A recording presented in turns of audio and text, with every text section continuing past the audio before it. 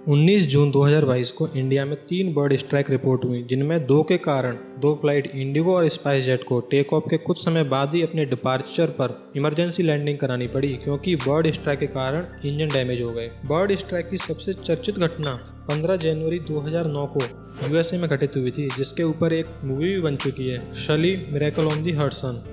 चलिए फिर bird strike को थोड़ा डिटेल में जानते हैं। इसे बर्ड हिट, बर्ड इंजन और बेस के नाम से भी जाना जाता है। आमतौर पर बर्ड या बैट की टक्कर किसी मूविंग व्हीकल जैसे कार, ट्रेन या स्पेशली फ्लाइट के साथ हो तो उसे बर्ड स्ट्राइक कहते हैं। लेकिन बर्ड स्ट्राइक के कुछ केसेस में यह बर्ड्स की टक्कर बिल्डिंग्स, पोल्स एक्सेट्रा के साथ भी हो सकती है। इसे वाइल्ड लाइफ स्ट्राइक भी कहते हैं। लेकिन हमारे डिस्कशन में आज हम देखेंगे बर्ड स्ट्राइक को किसी भी एयरक्राफ्ट के लिए, क्योंकि इसमें पैसेंजर की सेफ्टी का इश्यू आता है।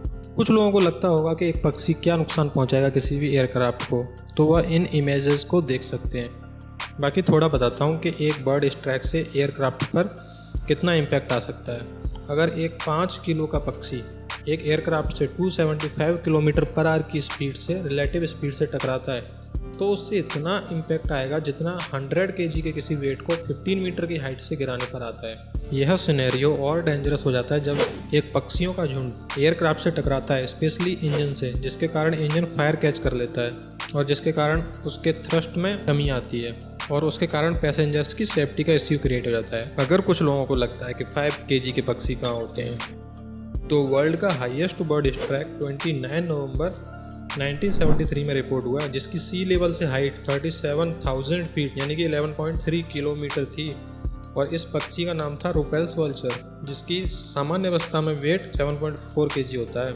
नेक्स्ट टॉपिक है, is bird strike a concern? तो हाँ, बर्ड स्ट्राइक एक काफ़ी बड़ा कंसर्न है, स्पेशली पैसेंजर्स की सेफ्टी के लिए। वैसे तो हर दिन काफ़ी बर्ड स्ट्राइक होते हैं जो नॉर्मली डेंजरस नहीं होते, लेकिन कुछ इंसिडेंट काफ़ी डेंजरस हो जाते हैं। बर्ड स्ट्राइक छोटे प्लेन्स के लिए ज़्यादा डेंजरस होते हैं।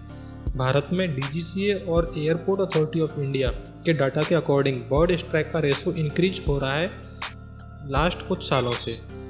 भारत में लास्ट ईयर 2021 को मोस्टली जो वाइल्ड लाइफ स्ट्राइक की घटनाएं हैं वो दिल्ली में रिपोर्ट हुई, उसके बाद बॉम्बे में, उसके बाद अहमदाबाद, फिर कोलकाता, फिर Kochi.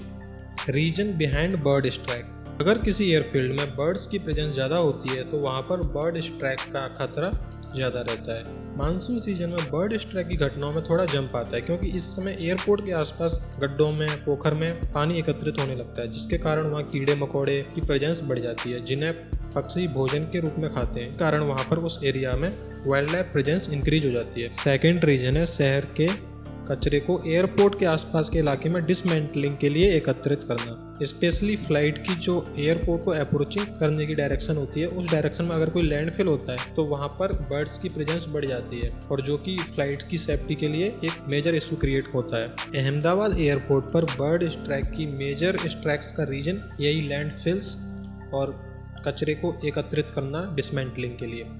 Ways to prevent: airport पर बर्ड कंट्रोल व्हीकल होते हैं जिनमें विभिन्न प्रकार के इक्विपमेंट्स होते हैं। इनमें एयरपोर्ट पर वाइल्ड लाइफ प्रेजेंस को मॉनिटर और कम किया जाता है। एयरपोर्ट के आसपास पेड़, झाड़ियां एवं अन्य प्लांटेशन जो कि बर्ड्स को या वाइल्ड लाइफ एक्टिविटीज़ को शेल्टर प्रोवाइड करते हैं, उन्हें एयरपोर्ट से दूर रखना चाहिए, और लैंडफिल्स को भी एयरपोर्ट से दूर रखना चाहिए, स्पेशली प्लेन की अप्रोचिंग डायरेक्शन से। तो इन स्टेप्स को इम्प्लीमेंट करने के लिए भारत में ministry of civil aviation and DGCA aviation authority एवं लोकल एजेंसीज साथ मिलकर काम कर रही है। अगर आपको वीडियो अच्छा लगा हो तो वीडियो को लाइक कर दें, और ऐसे ही और इंटरेस्टिंग टॉपिक्स पर वीडियो देखने के लिए चैनल सब्सक्राइब कर दें। अगर आपका वीडियो से रिलेटेड कोई भी सवाल या सुझाव हो तो नीचे कमेंट करके बताएं। Thank you. जय हिंद।